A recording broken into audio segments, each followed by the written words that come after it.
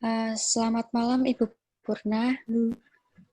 dan Bapak Dian dan teman-teman semuanya. Kami dari kelompok 3 yang beranggotakan saya Josephine Edinda dan Valentina Swaditra akan membahas tentang analisis kasus tentang penyakit kritis. Ada 4 yang akan kami bahas. Yang pertama asesmen, kemudian diagnosis, intervensi, dan monef. Yang pertama asesmen gizi. Pasien bernama Nyonya P dengan usia 76 tahun, kemudian didiagnosis medis post eksternal ventricular drain craniectomy FCSL, drainage ekstensi pendarahan intraventrikular atas indikasi ekstensi pendarahan intraventrikular intracerebral hemorrhage, hemiparenchyma, stroke, pendarahan, diabetes mellitus, dan hipertensi.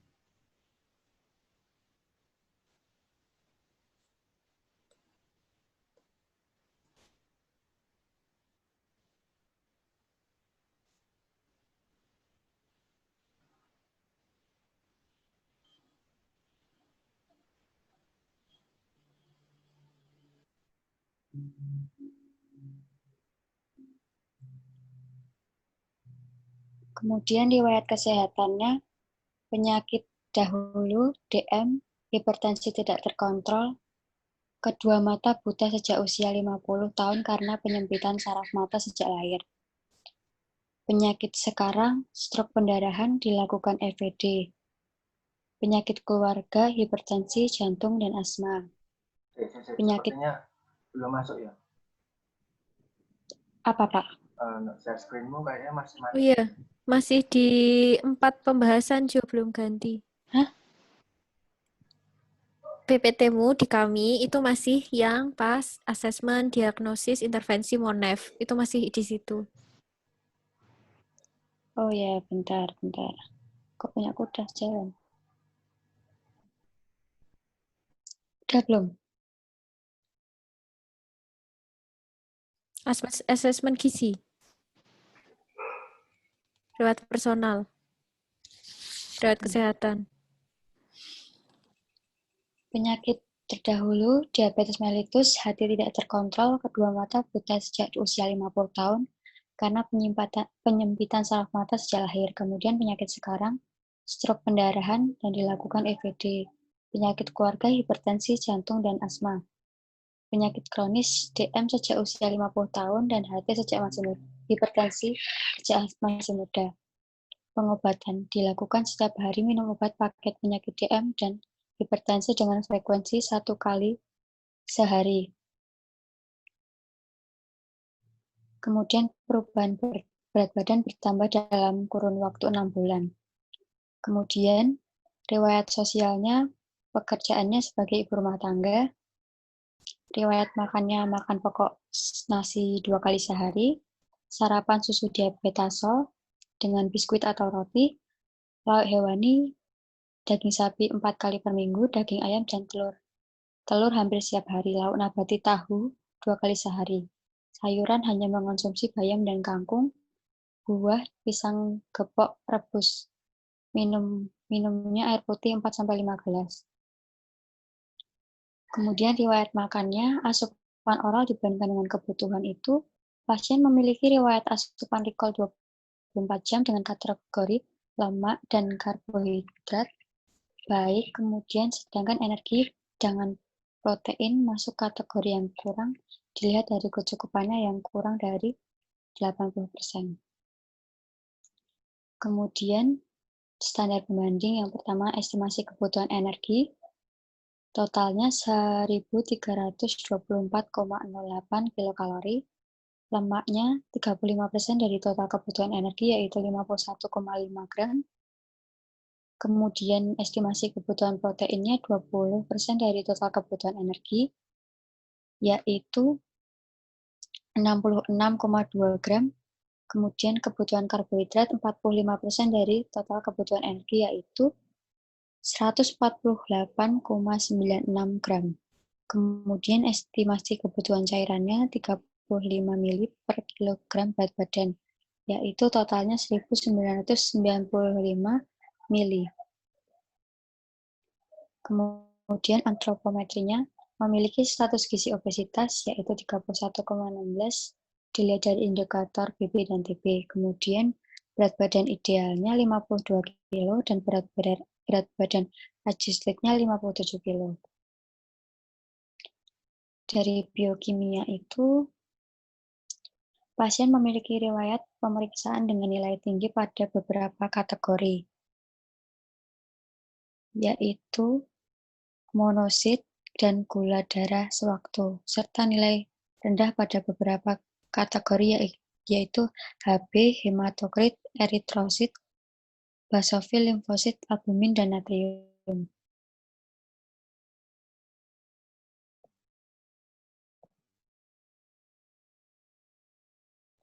Pada fisik klinis, pasien memiliki kondisi yang soporus dengan adanya NGT serta memiliki tekanan darah yang meningkat dan tergolong tinggi sejak awal masuk rumah sakit, 123/58, kemudian hingga awal kasus 191/77.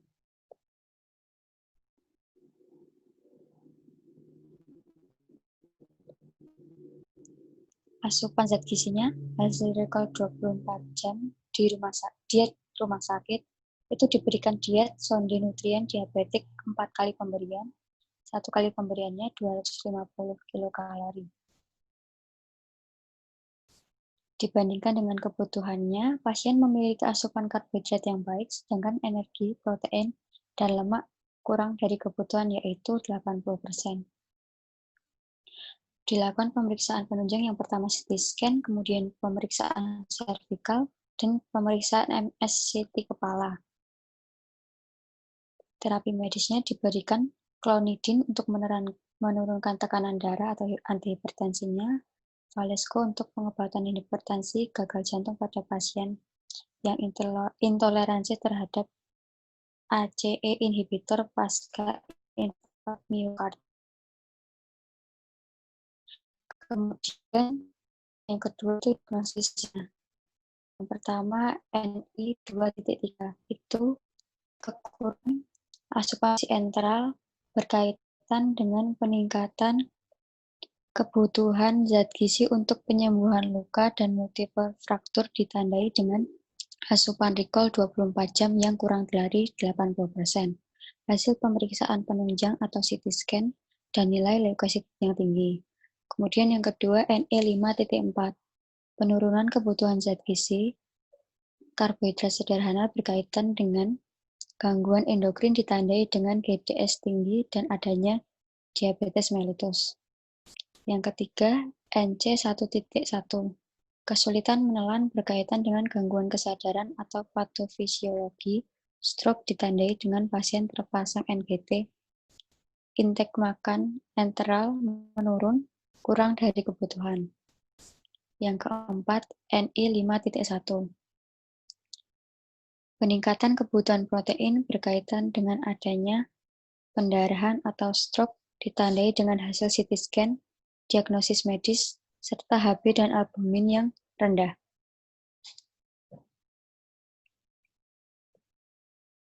Yang ketiga, intervensi gizi akan dijelaskan oleh Ditra. Silakan Ditra.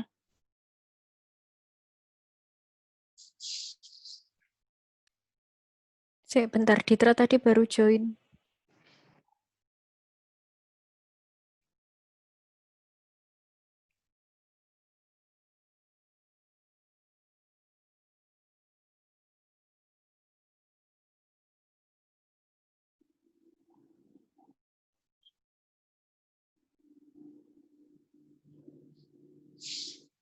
Sudah, saya jelaskan aja.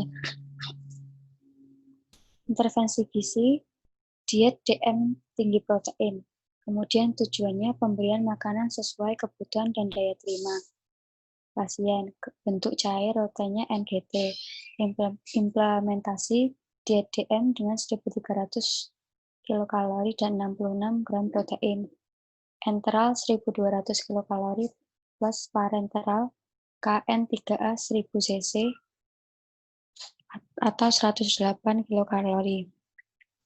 Praktik dilakukan dengan membuat makanan enteral keseluruhan sehingga parenteral diabaikan. Tujuannya yang pertama, mencakup kebutuhan bahan metabolisme, protein, karbohidrat, lemak, elektrolit, mineral, vitamin, dan air. Memaksimalkan sintesis protein, membatasi katabolisme protein, meningkatkan fungsi imun, memperbaiki penyembuhan luka, memperbaiki fungsi jantung dan paru, mengoreksi gangguan asam basa dan elektrolit, memodifikasi respon inflamasi sistem. Energi sesuai kecukupan menggunakan rumus Harris-Benedict, protein 20-30% total kebutuhan energi atau 1,2-2 gram per kilogram berat badan per hari. Lemak 20-35% total kebutuhan energi atau 1-1,5 gram per kilogram berat badan per hari. Glukosa 35-60% atau minimal 100 gram per hari. Cairan 30-40 ml per kilogram berat badan. Menu makanan untuk pasien kritis yang pertama jenis DMTP, bentuknya cair, rutenya sonde, NGT, frekuensinya 4 kali diberikan pada pukul 8, kemudian 14, 20, dan pukul 2 pagi. Waktu makan diberikan sebanyak 4 kali sehari. Yang menunya itu oat, daging ayam, tempe kedelai murni, tepung susu skim, wortel, apel, garam, gula untuk diabetes, dan olive oil. Total energinya 1325 kilokalori, 100%, kemudian protein sudah memenuhi 96%, kemudian lemak 109%, karbohidrat 99%, dan sodium 87%.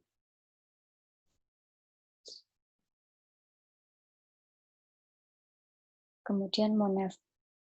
Biokimia dengan pengukuran nilai lab, waktunya menyesuaikan dan targetnya menjadi normal. Fisiknya pengukuran yang diukur saporus dan tangan kaki lemas, waktunya setiap hari, targetnya kompos mentis dan penurunan atau tidak ada keluhan. Dieterinya asupan makan dan daya terima, waktunya menyesuaikan, targetnya itu 80-100% secara bertahap. Ini mungkin gambar contoh cairan untuk makanan sonde. Sekian presentasi dari kelompok 3. Terima kasih. Apakah ada yang ingin ditanyakan atau didiskusikan bersama? Oh ya, terima kasih Jo. Iya Pak. Presentasinya hari ini. Kasusnya menarik karena harus ditangani dengan pemberian sonde, di mana kalian kemungkinan besar belum bisa praktek kemarin, dan saya hari Kamis kemarin kalau tidak salah Kamis itu baru membuat video bersama Bu Dora di RSPR untuk praktek pembuatan sonde ini. Jadi nanti kalian kalau videonya ini sudah jadi dalam proses editing ini, kalian bisa melihat video itu, terus ketika nanti kalian praktek klinik, kalian tahu bisa dalam mempersiapkan dan membuat makanan sonde. Karena ada beberapa hal yang memang yang tidak bisa kalian lakukan di rumah karena terkait makanan-makanan sonde yang komersial, jadi yang memang tinggal seduh. Nah itu harganya juga tinggi banget, jadi tidak mungkin terkejar kalau harus tahu. Terima kasih buat presentasinya hari ini. Ada beberapa hal yang bukan untuk saya tanyakan, tetapi saya memberikan informasi karena hari ini terkait dengan makanan enteral yang teman-teman semuanya, tidak hanya kelompokmu saja, ini merupakan hal yang baru. Oke, yang pertama adalah saya mau tanya dulu. Itu tadi tentang intervensi dietnya, aku sini. Bentar, barusan, yang barusan. Sebentar Pak, sebentar. Yang barusan. Intervensi diet. Oh. Intervensi diet. Ini tinggal aja di transisi slide-nya itu di close aja. Nah, ya sudah tinggal. Next. Ya. Ini kan implementasi yang kamu berikan ya.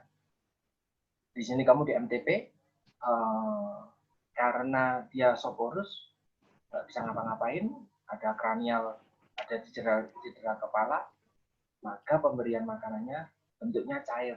Kenapa bentuknya cair? Karena ternyata saluran pencernaannya kan masih berfungsi dengan baik. Nah, tetapi ternyata kalau berdasarkan kasus, tidak hanya NGT saja, tetapi didukung dengan nutrisi parenteral. Nah, nutrisi parenteral di sini perlu kalian cek jenisnya apa, terus kandungan kalorinya berapa, kandungan elektrolitnya di dalam situ apa aja untuk 1000 cc. Nanti ketika kamu membuat intervensi tadi dengan makanan enteral berapa tadi 1200 itu, kamu pertimbangkan juga KN-nya berapa. Ketika nanti intervensi tadi yang mungkin setelah slide ini mungkin yang 4 kali pemberian dan yang lain.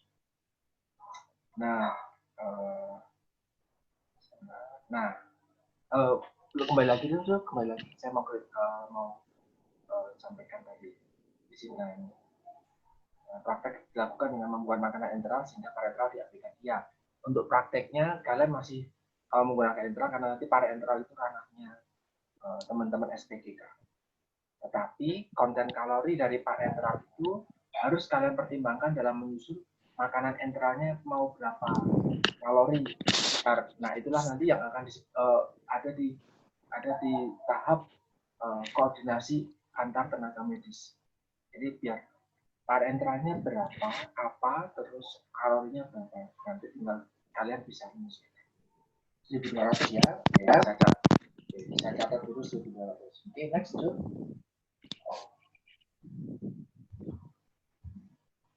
Ya, di sini relatif tidak akan banyak komplain.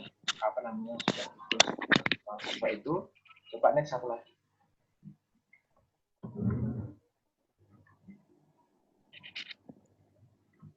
Next. Nah, di sini sama seperti presentasi tadi pagi. Kita keluar masuk. Presentasi tadi pagi, silakan kamu dan teman-teman semuanya untuk prasyarat ini kan ini yang tertulis di buku pedoman diet baik dari Sunita atau yang dari ASDI. Nah, silakan nanti disesuaikan aja. Kalau kamu tadi di perhitungan kalau tidak salah mengambil 20% total energi, silakan 20% yang ditulis. Mau ambil 20, 25, 30, atau justru 1,2 atau 2. Jadi silakan ditentukan saja. Gitu ya, Cu ya. Silakan di laporan terbagi. Karena untuk glukosa ini range-nya sangat luas, 2 kali lipat 25 sampai 60%. Jadi Baik, Pak. Masih bisa diperbaiki lagi. Oke, next. Nah, di sini tentang diet DMTP untuk personde nasogastrik frekuensinya 4 kali, diberikannya jam sekian. Yang kurang di sini adalah kamu sekali pemberiannya mau berapa cc. Ini yang saya mau tanya. Jadi karena berapa cc itu akan menentukan berapa kalorinya di setiap pemberian itu. Untuk orang-orang dengan sonde ini tidak ada indeks lain selain NGT-nya atau selain parenteral. Jadi perlu diketahui berapa cc-nya. Gitu ya. Kalau iya, baik, Pak. Sekedar informasi aja, kalau di RSPR sonde itu dibuat dalam 1000 mili. Nanti ada semacam kemarin di pertemuan untuk dietetik untuk malnutrisi ada yang namanya F100 F75. Nah, untuk yang sonde seperti ini biasanya diberikannya F100. F100 itu artinya setiap 100 mili ada 100 cc. Artinya setiap cc 1 kilokalori. 100 mili 100 kalori atau setiap 1 cc 1 kilokalori. Nah, kalau tadi kebutuhanmu 1200 kilokalori didukung oleh sonde, maka mau berapa cc jadinya. Dan di setiap pemberian mau berapa cc itu mencerminkan berapa kilokalori. Nanti itu akan berpengaruh pada ketika kamu membuat formulanya. Oke? Next. Baik, Pak. Next dulu.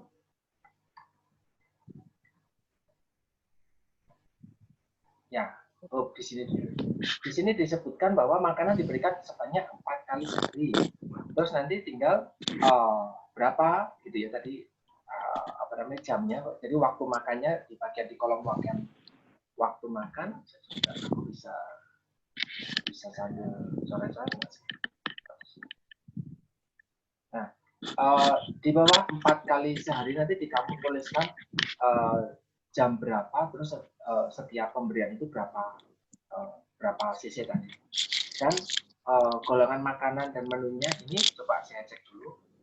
Oats, daging ayam, tempe kedelai, tepung, susu skim, wortel, apel, garam, gula karena dia DM maka ambilnya gula diabetes betul.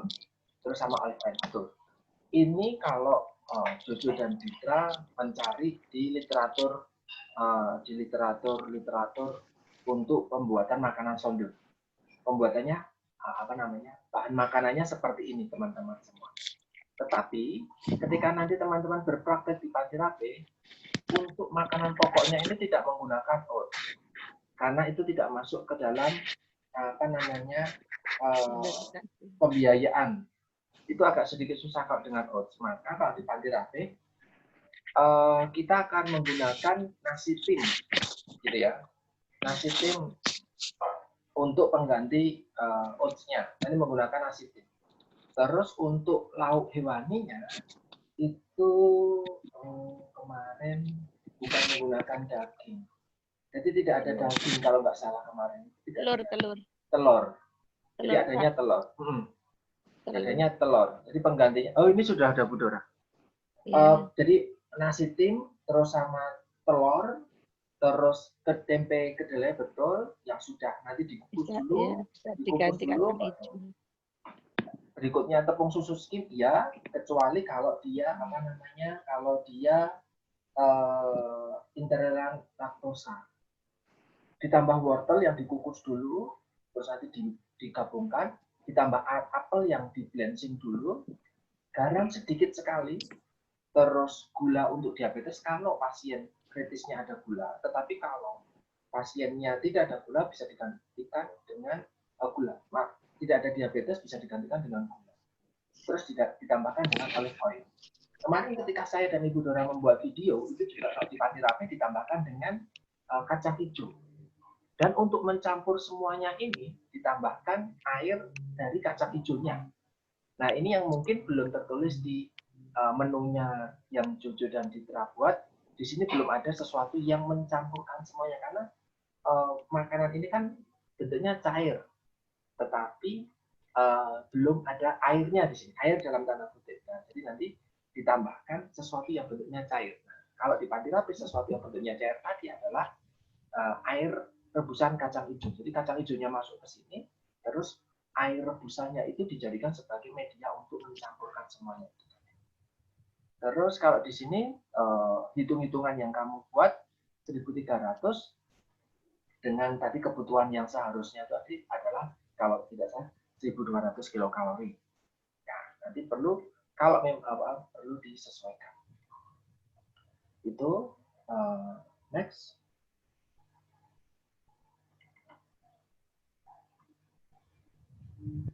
Klik next, Jo.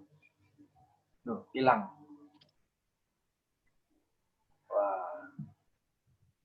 Halo, Jo. Pak, sinyal saya. Oh iya, nggak apa-apa.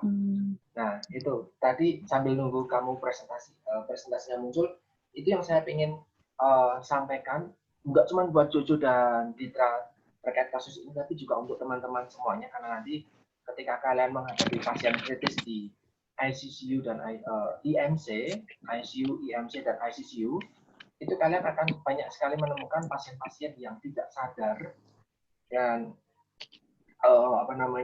pemberian makanannya entah TPN total parenteral nutrition atau campuran antara parenteral dan enteral ini tadi. Gitu. Terus next Jun.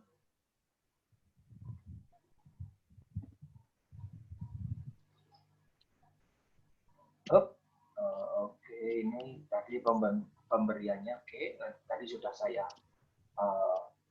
memberi masukan tentang ini. Next.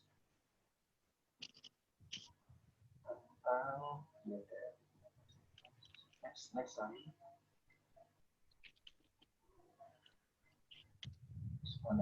Next. Nah, di sini nilai lab biokimia, pengukuran nilai lab. Nah, nilai lab yang mau diukur apa, Jo? Kamu bisa cek di biokimia data awal di assessment. Apa nilai biokimia yang menurut kalian itu sesuatu yang perlu dikoreksi setiap menyesuaikan ya jadwalnya setiap 1 hari, setiap 3 hari. Kalau tadi ada DM, apakah gula darahnya? Jadi perlu dicek apa yang menjadi kredensial di situ. Entah gula darah, atau entah kolesterol misal, atau entah apa. Nah, nanti tinggal waktunya menyesuaikan. Tapi apa yang mau dicek itu ditulis di sini. Meskipun ini sebenarnya bukan sesuatu hal yang menjadi tanggung jawab kalian untuk mengecek atau meminta. Tetapi nanti itu memang kalian mau mencari keberhasilan pemberian makanan sondemu diukur dengan parameter di biokimia misalnya gula darah misal. Terus untuk fisik tadi ada hipertensi ya 160 atau 190 maaf saya lupa. Nah, itu maka ditulis di situ. Fisik pengukurannya apakah dia masih sofurus atau enggak? Apakah dia tangannya kaki lemas atau tidak? Terus ada tekanan darahnya berapa? Itu yang akan untuk dapat dicek targetnya. Terus penurunan tidak ada keluhan kan Mas. Tapi kalau memang kesadarannya rendah ya tentunya targetnya bukan lagi komposmentis. Agak sedikit susah kalau memang cedera kepala untuk menjadi kembali sadar. Ya itu butuh effort yang luar biasa. Maka untuk pembuatan MONEF itu kita tidak moyong. Untuk kasus yang seperti ini tidak. Terus untuk dietary, karena pemberiannya lewat enteral dan parenteral, otomatis penerimaannya otomatis 100%. Nah, asupan makanan dan daya terima ya mereka akan manut ya, tinggal otomatis 100% itu tadi. Itu terus waktu untuk pemberian makanannya tadi di sini bukan menyesuaikan, tetapi sesuaikan dengan jadwal tadi pemberian tadi. Kalau 4 kali silahkan ditulis 4 kali setiap hari pada jam sekian pemberian setiap sekian cc misalnya. Terus bisa sampai 100% diberikan sesuai dengan kebutuhannya dia. Tapi didukung dengan pemberian parenteral atau lewat infus berupa KN. Itu coba next ada lagi nggak?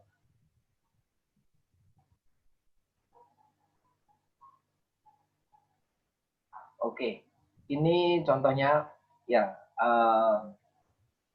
hasilnya mirip seperti ini. Nanti ini yang akan diberikan ke pramusasi untuk diberikan ke setiap bangsalnya pasien tadi. Kalau di Panti Rapih itu hanya 250 cc per pemberian, 4 kali berarti sekitar 1 liter.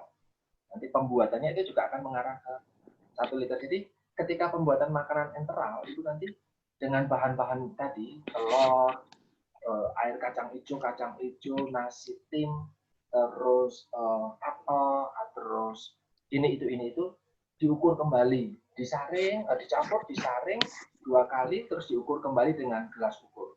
Betul nggak sih 1 liter? Kalau memang tidak 1 liter, berapa sih? Nanti tinggal dibagi dalam 4 kali pemberian itulah yang harus dipenuhi mereka. Setidaknya kebutuhan basalnya dulu yang harus dipenuhi karena aktivitasnya kan sangat rendah ya di sini 1,1 atau 1,0 ya. Terus faktor stresnya ada, tinggal dikalikan dengan itu. Tetapi kebutuhan utamanya di basalnya saja yang perlu dicukupi dulu. Itu sudah selesai. Ada lagi?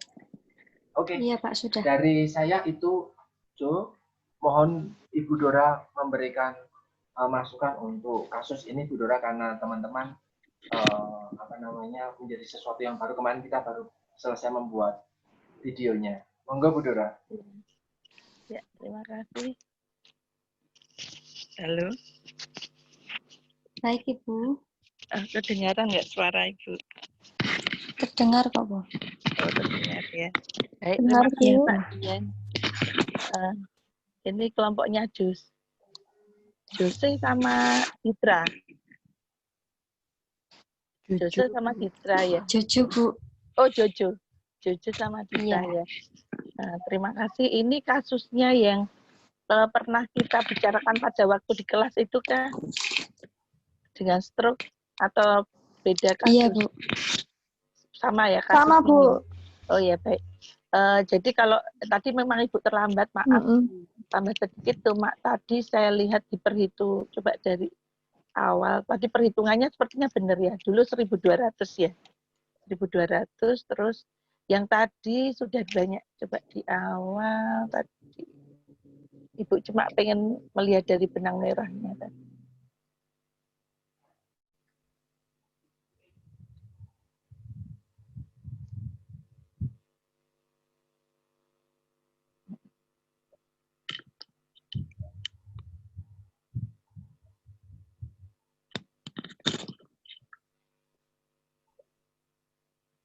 Ya. 1.300-an, Bu. Iya. Mau Ibu ulangi lagi, apakah pasien itu udah ventilator nggak ya di teori, di soalnya? Kayaknya enggak deh. Nggak pakai ya? Oh ya, baik. Kalau nggak pakai, Iya, karena nggak ada tulisannya. nggak ada tulisan ya? Ya. Enggak, Kalau Bu. nggak pakai faktor aktivitas 1, udah benar. Kalau nanti pakai 0,85 ya. 0,85. Iya, Bu. Tapi ini udah benar kalau tidak ada Iya, Bu. ventilator, karena kebanyakan pasien-pasien di ICU lebih banyak menggunakan ventilator. Tapi kalau pasien ini tidak menggunakan ventilator, BEE kali faktor aktivitasnya 1, faktor stresnya 1,2. Ini udah perhitungannya udah benar ya. Kemudian lemaknya 35. Nah, cuma tadi Bu Dora memberi masukan sama sih seperti dengan Pak Dian tadi. Jadi karena adik sudah menentukan di sini energi dengan menggunakan Harris Benedict, tentukan Harris Benedict. Kemudian nanti lemak langsung ditentukan 35 dari kebutuhan energi, kemudian protein langsung ditentukan aja, adik gunain protein berapa? 1,2. Kebutuhan 20% ya langsung ditemukan pakai 20%, atau nanti kalau mau menggunakan 1,5 gram per kilogram berat badan, nanti dijadikan persentase, nanti ketemu di sini. Jadi nanti nggak usah seperti yang kemarin memang Ibu tadi, hitungannya adik itu benar, maksudnya preskripsinya itu persis dengan teori yang Ibu berikan. Seperti itu tadi, dari mulai protein, lemak, karbohidrat, glukosanya, cairannya. Tetapi nanti pada saat adik dapat kasus, dipegang itu adalah yang nanti adik akan berikan kepada pasien, gitu ya. Kalau yang antara-antara itu kan kita melayani banyak, ya. Jadi nanti kalau kita buat standar makanan di rumah sakit kan kita punya range protein itu antara segini sampai segini. Tetapi begitu kita dapat kasus, kita langsung satu, kita berikan berapa, mau 20, karbohidratnya 40, ya langsung ditulis 45%. Ya. Cairan 35 langsung dibuat 35 ml per kilogram berat badan. Terus selanjutnya, ini sama seperti Pak Dian, cuma saya tadi ada yang flat di bawahnya di ya di MT pakai benar kok, ini sudah.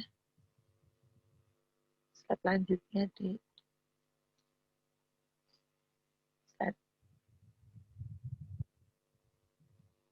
berarti ada infeksi, hasil analisa gas darah, albumin yang rendah ya. Selanjutnya ya, GDS-nya itu Ada riwayat gula darah nggak ini, Dik? Ada Bu di DM. Di DM. Pada saat dikritis belum tentu pasien itu ada riwayat DM, tetapi biasanya akan diketemukan adalah terjadi hiperglikemia karena stres metabolik. Tapi kalau di sini gula darahnya tinggi, tetap kita harus memperhatikan penggunaan karbohidrat. Iya. Ya, selanjutnya DM-nya.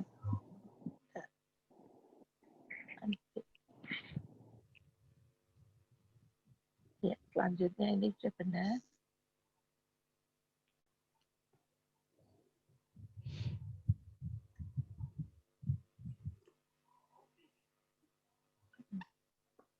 Tensinya abnormal. Oh, nutrien diabetes. Nah, ini nanti adik, nah ini adik sudah benar ya untuk nutrisi enteralnya, asupannya berapa, kemudian parentral yang berkalori itu nanti dimasukkan. Oh, sebentar. Ini berarti kan dia ada energi 75,6 dari KN 3A 700 cc.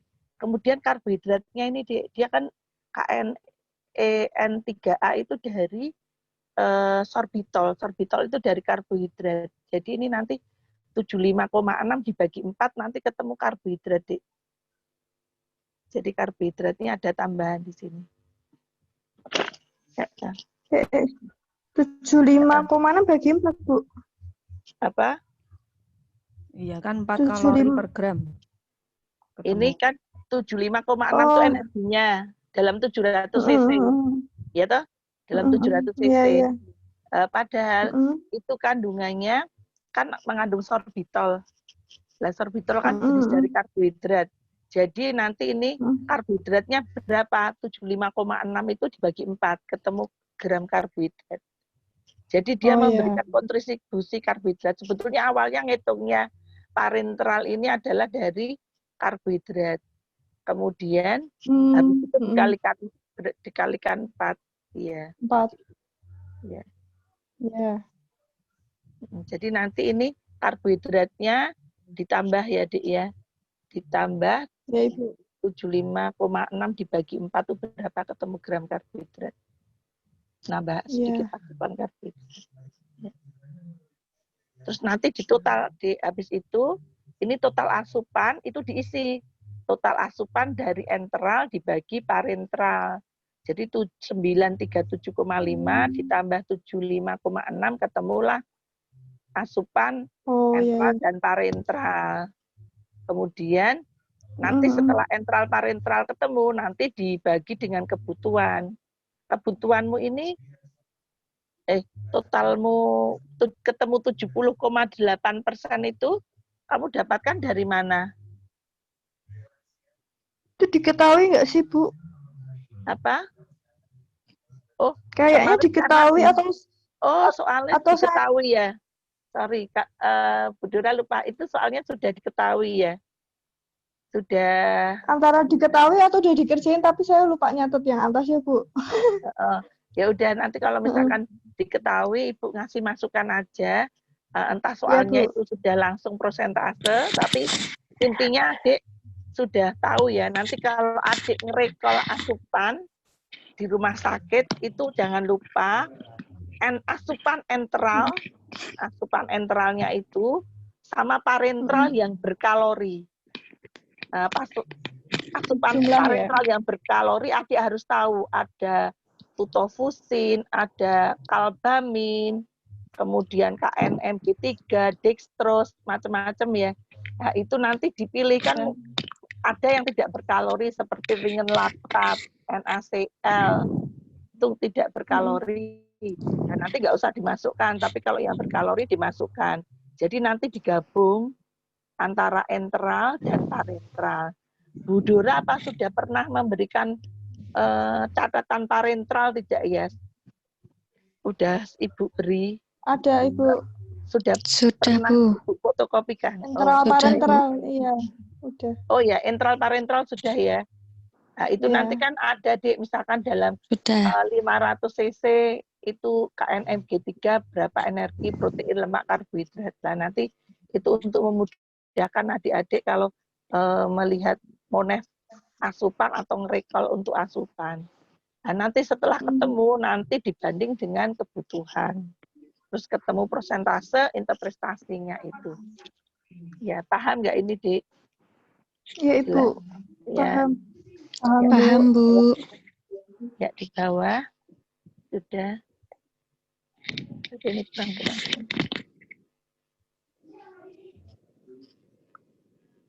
Ya, ini tadi sudah itu data. Ya.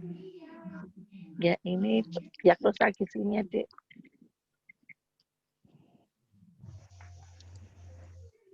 Bisa juga.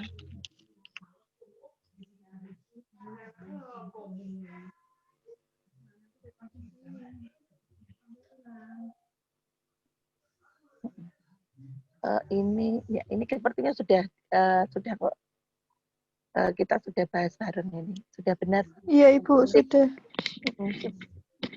Sudah sip. Terus ini aja, Dek. Tujuan diagnosa gizi aja. Tujuan diet. Yang tadi belum ada benang merah. Jadi tujuan intervensi adik itu tadi teori banget. Teori banget seperti yang ada di handout-nya Ibu, ya toh?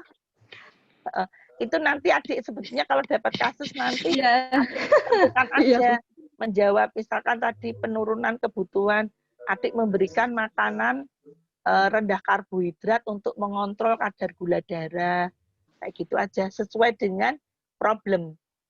Seperti yang tadi pagi Ibu jelaskan, nanti tidak usah letterlek sesuai dengan yang ada di teori, tapi yang penting adik tahu. Jadi nanti kasusnya ini tujuannya apa, problemnya apa, tujuannya apa, gitu. Gitu ya, satu-satu. Nanti tolong diperbaiki yang di tujuan. Perhitungan, diagnosa sudah benar semua. Kemudian untuk terapi diet. Baik, Ibu. Tujuannya nanti ini ini sudah, ini tujuan memberikan makanan. Tadi ada tujuan apa ya, Dek, yang tadi tujuannya banyak banget, itu tujuannya adik atau apa itu tadi? Itu tujuan diet secara umum, Ibu. Oh, alah. Ini yang spesifiknya ini. Tujuannya nanti nggak usah. Ini nggak usah, nanti langsung tujuannya adik. Nanti tujuannya adik, yang pertama contohnya diagnosa gizi, coba ini diagnosanya adik apa? Coba didiagnosa.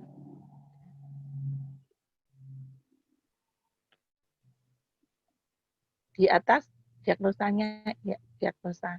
Cuma tak kasih Ibu beri contoh aja ya. Ini berarti kekurangan asupan gizi enteral berdasar. Berarti kan adik tujuannya dari diet problemnya adalah meningkatkan asupan gizi enteral ya. Gitu. Kekurangan. Jadi memenuhi kebutuhan memenuhi kebutuhan nutrisi asupan nutri enteral.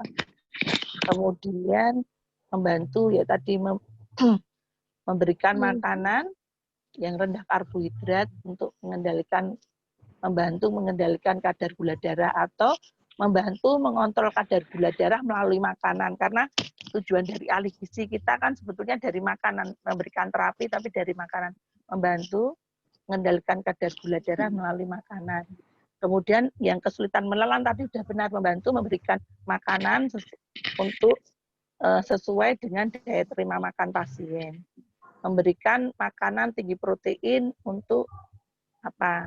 Itu mempercepat penyembuhan luka. Itu aja, Dik. Karena adik ambil problemnya 4, berarti tujuan dietnya adik bisa 4. Oh ya. Ya, sudah. Tadi baru 1 tuh adik yang tujuan khususnya. Iya. Ya. Iya, Ibu. Diperbaiki itu aja. Terus selanjutnya yang agar ada benang merah ya, Dik.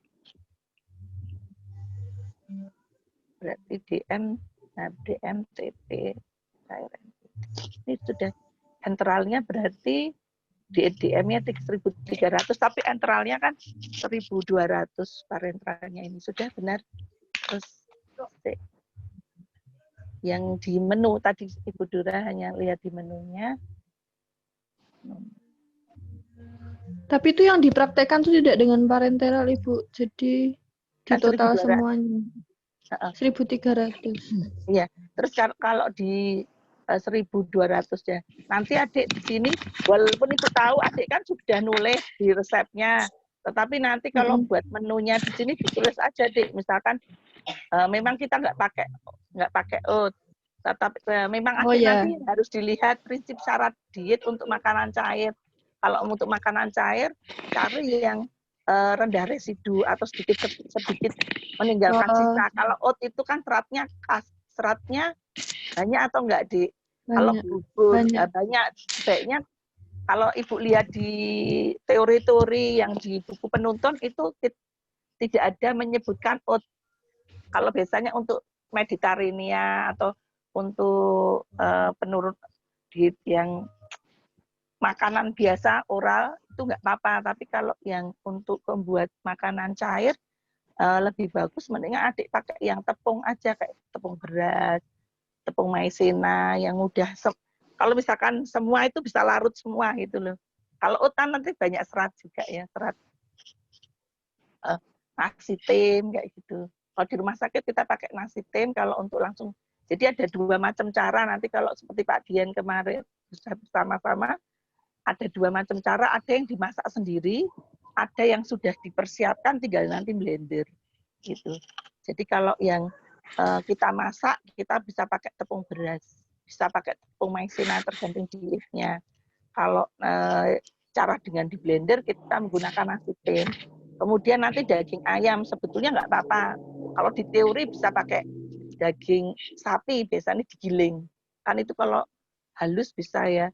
Tetapi kalau kita menggunakan telur itu karena semua bisa masuk semua nilai biologi protein di putih telur itu juga tinggi, jadi pakai itu. Kemudian tempe kedelai bisa diganti air kacang hijau, bisa diganti kedelai.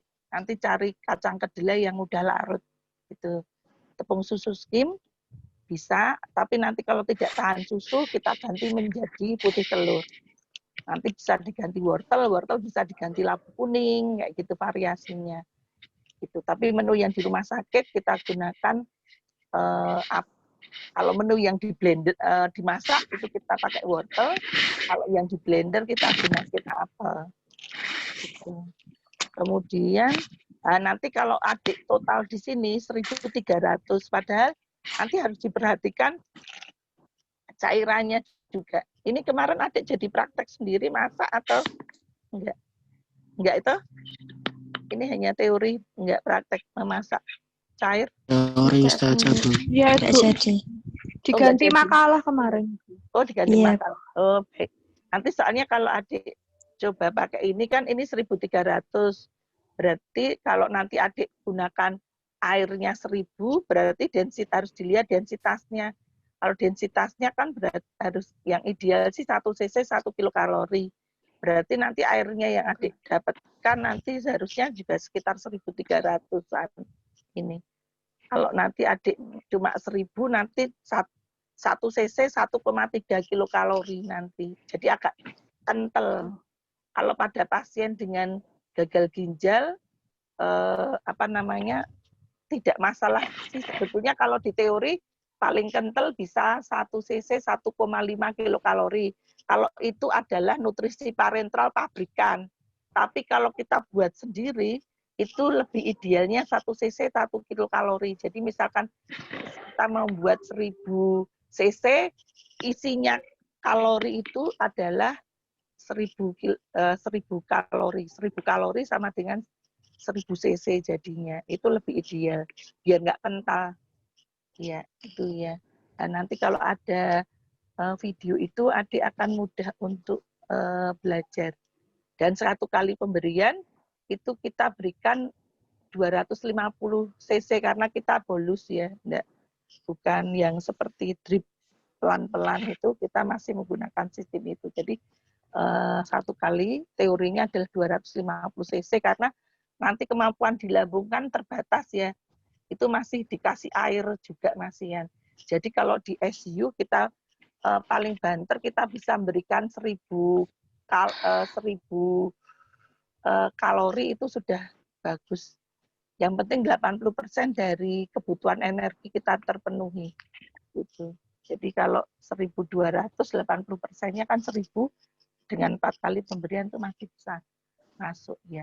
Kecuali kalau nanti kita pakai enteral komersial, biasanya ada saya kalau di SU saya berani sampai dengan tergantung juga dengan kemampuan, karena itu tiap hari harus dievaluasi, terutama evaluasi monitoring adalah apakah pasien ada muntah tidak, apakah residunya terus ada residu enggak waktu ditarik, kemudian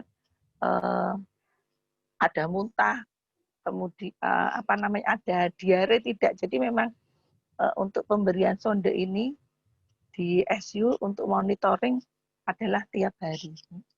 Itu. Ya. Baik, itu aja. Selanjutnya udah toh ini, Dek.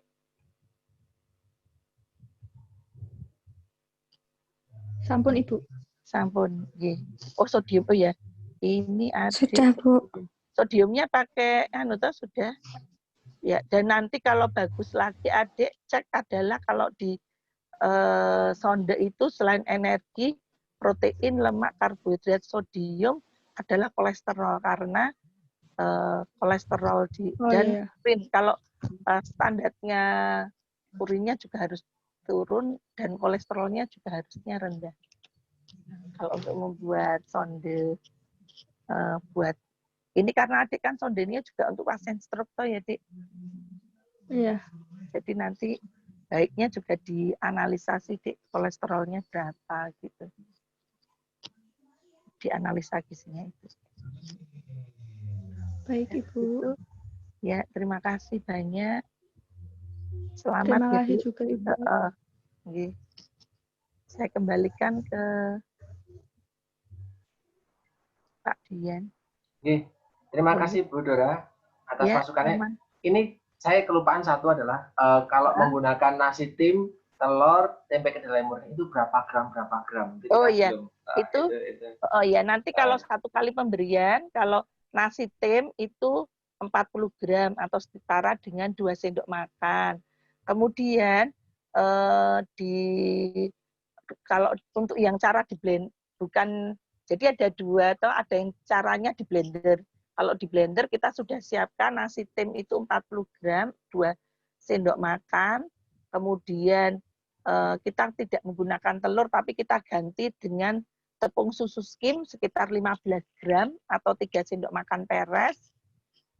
Kemudian kita pakai tempe kedelai murni, karena tempe kedelai murni itu lebih mudah praktis. Kalau kacang hijau itu rasanya enak, tetapi kita harus merendam dulu. Jadi kita mau pakai besok kita rendam dulu, kemudian paginya kita rebus. Air rebusan kacang hijaunya tidak dipakai untuk blender. Sebetulnya kita dulu pakai air kacang hijau, iya, untuk variasinya. Kalau kacang karena air kacang hijaunya itu mengandung vitamin B sama vitamin C yang bagus. Nah, tetapi kalau tidak, kita ganti pakai tempe kedelai murni. Jadi nasi tim 40 gram, kemudian tepung susu skim 15 gram, kacang tempe, ya, tempenya itu 40 gram, atau kalau tempe daun itu satu buah, kemudian kita gunakan apel, salah satu. Kalau yang di blender itu salah satu. Kalau sudah wortel, kalau apel. Jadi kita pakai apel 100 gram atau 1 buah, kemudian pakai garamnya jimpit aja sedikit, kemudian pakai gula dietnya 2,5 gram atau sekitar 1 saset. Kalau yang sudah dibungkus itu untuk 1 kali pemberian loh ini ya. Ini resep 1 kali pemberian 250 cc. Kemudian olive oilnya sekitar 10 gram atau 1 sendok makan gitu. Sekitar 200 nanti di blender airnya 150 cc. Nanti kalau sudah jadinya 250 cc. Karena apa? Nasi tim itu kan sudah ada kandungan airnya. Tempe rebus sudah ada kandungan airnya. Apel sudah ada. Jadi kalau nanti kita mencampur air itu, airnya gunakan air 250, nanti jadi 350. Jadi itu ya.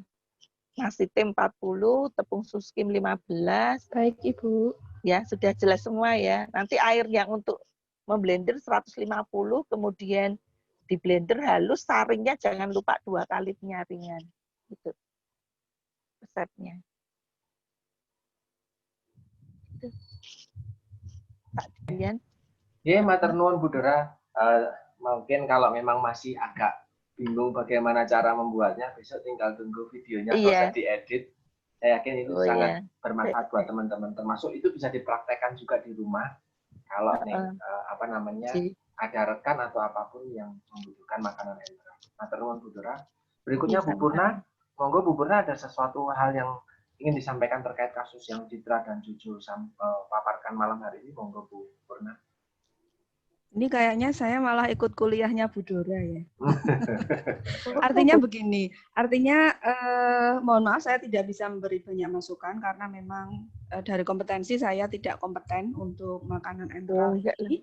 Kemudian untuk praktik ini memang kemarin tidak ada praktik ya Bu Dora karena memang saya kira mahasiswa untuk bekalnya belum banyak begitu, lalu juga akan riskan kalau praktik sendiri-sendiri di rumah dengan berbagai pertimbangan, maka sebetulnya kemarin Prodi mengandalkan video pembelajaran, tetapi mungkin waktunya agak kurang pas karena berbagai pertimbangan yang berhubungan dengan sumber belajar dan juga kerjasama dengan Rumah Sakit Panti Rapih yang tidak selalu bisa segera waktunya begitu. Ya, tetapi saya kira baik, tidak ada satu hal yang terlambat karena pasti ketika besok videonya jadi pasti akan bermanfaat bagi para mahasiswa.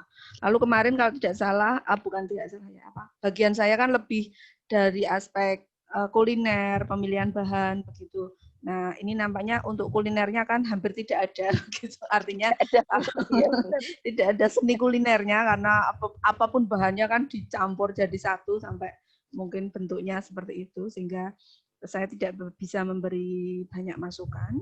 Tapi yang menarik bahwa apa yang ideal menurut teori, tapi ternyata dalam praktek harus memperhitungkan banyak hal, Bu Dora, bahwa tadi ada idealisme pakai oat, tapi ternyata mungkin dari aspek ekonomi, tapi juga dari aspek pertimbangan bahwa oat itu nanti menghasilkan banyak sisa, sehingga ini mungkin tidak sesuai. Kemudian tadi daging, lalu kalau dari segi praktisnya di rumah sakit pakai telur. Nah, ini hal-hal yang justru para mahasiswa dapat mendapatkan sekarang pembelajaran dari real, dari ahlinya, dari dietitian yang sudah puluhan tahun berpengalaman, merupakan kesempatan yang sangat baik. Itu, mohon maaf saya tidak bisa memberi banyak masukan. Lalu kemarin memang untuk mengganti praktik, mahasiswa itu mereview dari berbagai sumber untuk dituangkan dalam makalah review. Nah, nanti akan kami cermati, mungkin mohon bantuan juga nanti Bapak Dian untuk bisa ikut mereview makalah dari mahasiswa ini, karena tadi keterbatasan saya, latar belakang saya memang tidak mendalami pemberian makanan secara enteral ini. Lalu mungkin catatan Bu Dora, untuk sorbitol itu kan termasuk poliol, jadi gula alkohol yang sering dimanfaatkan untuk pemanis rendah kalori ya. Jadi itu kalorinya tidak setinggi karbohidrat lain, padi atau gula yang lain, hanya sekitar 2,5 sampai 2,6. Jadi sorbitol itu bisa dimanfaatkan sebagai pemanis rendah kalori karena memang kalorinya di bawah kurang dari 4 kilokalori per gram. Jadi sekitar 2,5 sampai 2,6.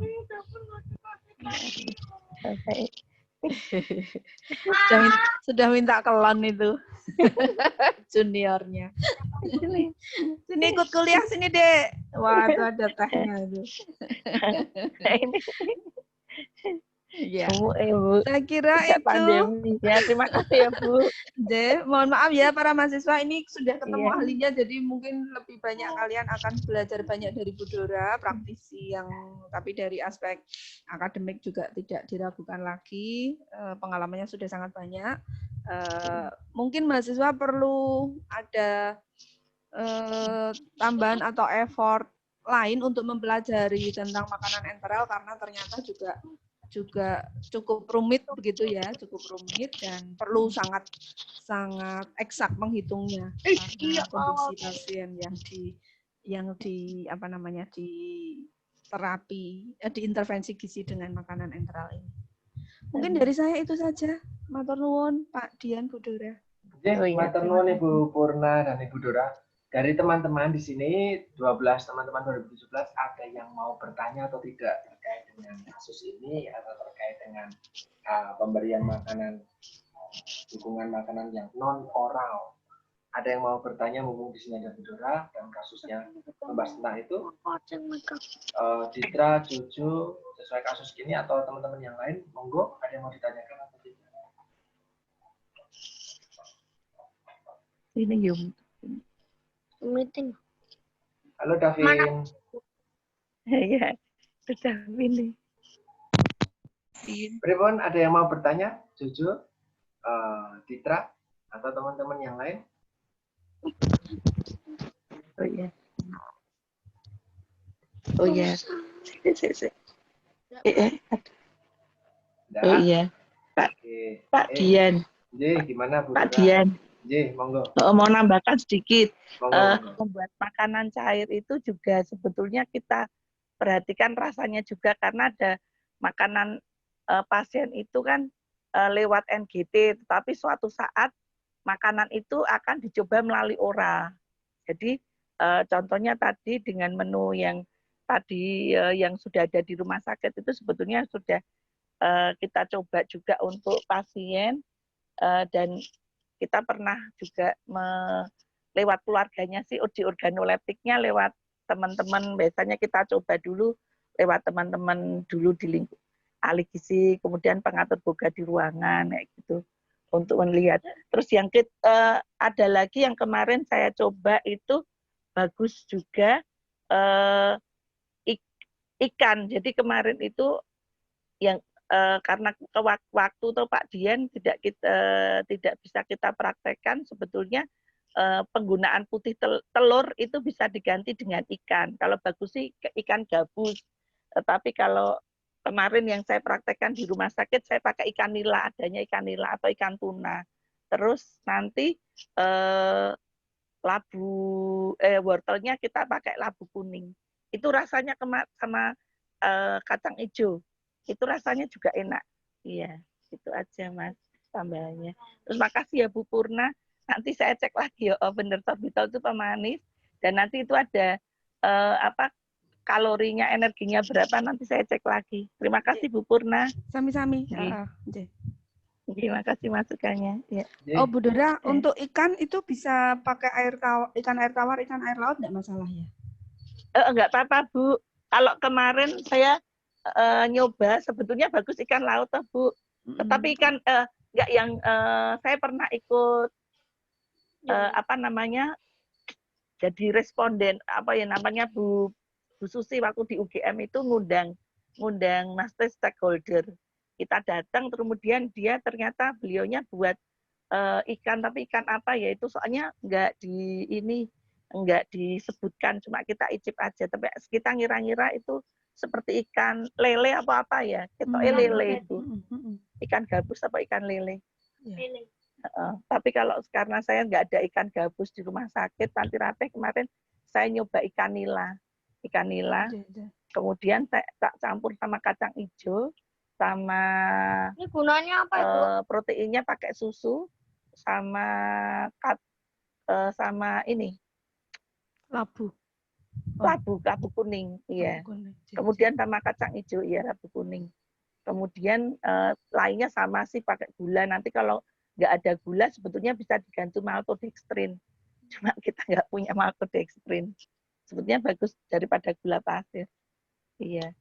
Kemudian sama ini minyak zaitun, minyak zaitun bagus sih memang kan. Atau minyak jagung itu bisa digunakan. Ya. Matur nuwun Ibu Dora atas Nggih. brainstormingnya tadi. Karena penggunaan telur itu sebelum disaring itu kan cara dimasak. Jadi nanti dipanaskan dulu, jadi otomatis itu sudah matang. Jadi kalau teman-teman mungkin bertanya kok dikasih telur, kok dikasih ikan, semuanya nanti akan dimasak ya Bu Dora ya. Panaskan. Jadi itu akan matang. Dan nanti disaring 2 kali untuk menghindari tadi adanya endapan dari kacang hijau itu kan masih ada endapan, itu nanti harus disaring. Setelah disaring di 2 kali saringan baru diukur pakai gelas ukur, maaf. Nanti tinggal cek setidaknya bisa sekitar 1000. Itu semoga bermanfaat kuliahnya malam hari ini. Terima kasih sekali atas kesediaannya memberikan kesempatan untuk malam hari ini berkuliah. Besok pagi kita jam 8 pagi bisa kumpul lagi untuk presentasi 3 kelompok. Ini foto. Pak Dian dan Bu Dora, mohon maaf besok saya jam 8 tidak bisa gabung. Saya ada kelas gizi kuliner lanjut kebetulan pertemuan terakhir, jadi mungkin akan full. Bu Purna. Sukses selalu ya Bu Purna, mboten napa-napa. Nggih, matur nuwun Bu Dora. Terima kasih nih. Malam-malam menyempatkan diri. Dalvin. Demikian dari kami, dari mata kuliah dietetik untuk penyakit. Kamu seneng karena ada TV. Masuk TV. Semoga bisa bermanfaat semoga bisa bermanfaat buat kita semuanya. Terima kasih. Nanti ini 2 file yang tadi pagi dan malam hari ini akan saya publish di YouTube. Teman-teman bisa buka lagi, bisa simak lagi. Karena e-learningnya sepertinya masih error, simparinya juga masih error. Jadi sementara saya upload dulu di YouTube, teman-teman bisa putar ulang untuk persiapan kalau nanti menghadapi kasus yang mirip-mirip dengan kasus yang sudah dipresentasikan hari ini. Akhir kata, terima kasih. Selamat malam. Salam beristirahat. Selamat malam. Selamat malam, sampai jumpa. Selamat malam, sampai jumpa Terima lagi. kasih Pak Selamat Dian, ya terima kasih Dora. Bu Purna. Terima kasih Bu Dora. Selamat malam Bu, Terima kasih. Mas Selamat Dian istirahat semuanya. ya Bu. Oh, Mas Bayu ya. Mas Bayu Itu Dik Bayu mana? Dik Bayu temen tuh ada.